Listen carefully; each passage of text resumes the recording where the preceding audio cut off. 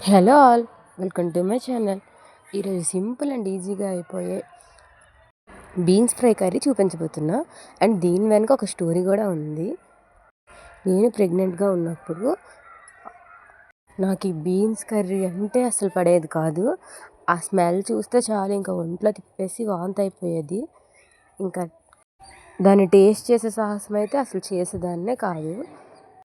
దాన్ని చూస్తేనే నాకు ఇంకా అదొకలా అనిపోయేది అనమాట ఒంట్లో. ఒకవేళ ఆ కర్రీ ఇంట్లో వండేటట్టయితే నేను బయటకు వెళ్ళి కూర్చునిపోయేదాన్ని. మొత్తం ఎంటైర్ నా ప్రెగ్నెన్సీ జర్నీ మొత్తం నేను అలానే బీన్స్ కర్రీ అసలు తినకుండా, స్మెల్ అయినా చూడకుండా ఉన్నాను.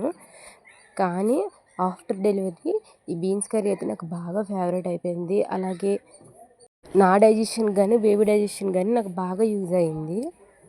ఈ ప్రాసెస్ కూడా చాలా సింపులే. మనం బెండకాయ ఫ్రై, అలాగే ఆలు ఫ్రై ఎలా చేసుకుంటామో అలానే.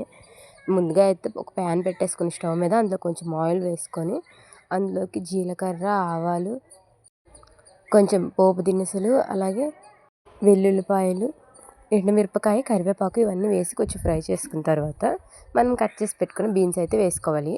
నేనైతే చాలా చిన్నగా చాప్ చేసుకున్నాను. నాకు ఇలానే ఇష్టం. పెద్దగా కావాలనుకుంటే నార్మల్గా పొడుగు చిక్కులా కట్ చేసుకోవచ్చు. ఇంకా దీన్ని అయితే బాగా మగ్గనివ్వాలన్నమాట. మీరు మూత పెట్టేస్తే ఇంకా బాగా మగ్గుతుంది కర్రీ అయితే. అండ్ ఇది చాలా బాగుంటుంది కూడా టేస్ట్, చపాతీలోకైనా రైస్లోకైనా. వన్స్ మనం ట్రై చేసామంటే ఖచ్చితంగా ఈ కర్రీకి అయితే ఎడిక్ట్ అయిపోతాం.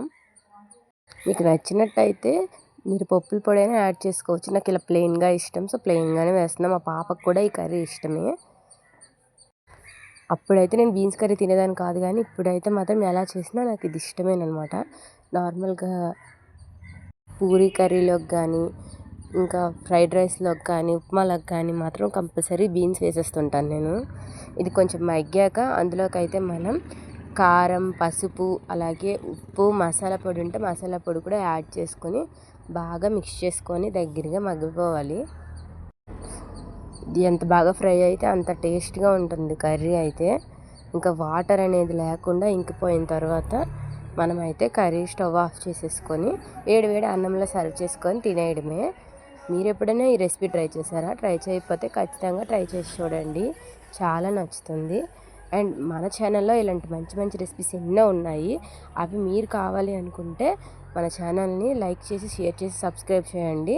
మరెన్నో వీడియోస్ కోసం మన ఛానల్ని ఫాలో చేయండి.